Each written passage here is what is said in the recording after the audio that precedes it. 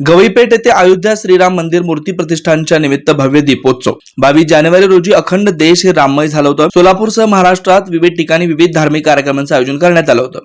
त्याच पार्श्वभूमीवर सोलापुरातील रविवार पेठेतील गवईपेठ या ठिकाणी श्रीरामलल्लांच्या प्रतिष्ठापनेच्या निमित्त श्री पोषमा देवी मंदिर या ठिकाणी भव्य दीपोत्सव व रामलल्लांची पूजा भक्तिमय वातावरणात करण्यात आली। यावेळी त्या भागातील नागरिक व महिला मोठ्या संख्येने उपस्थित होत्या।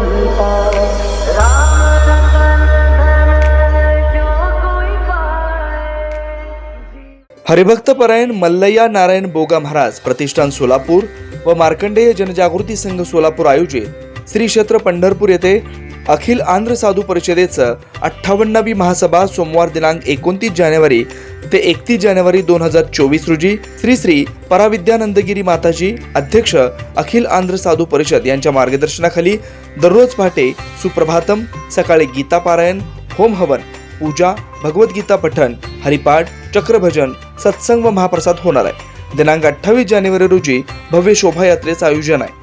या धार्मिक कार्यक्रमास सद्गुरू श्री गहिनीनाथ महाराज औसेकर सह अध्यक्ष श्री विठ्ठल रुक्मिणी मंदिर समिती पंढरपूर, सद्गुरू श्री ब्रह्मश्री शिवपुत्र महास्वामीजी, श्री श्री श्री बसवारूढ महास्वामीजी मठ ट्रस्ट सोलापूर यांची विशेष उपस्थिती लाभणार आहे। या धार्मिक कार्यक्रमास अन्नदान सेवा कार्यक्रम व देणगी स्वरूपात स्वीकारले जातील।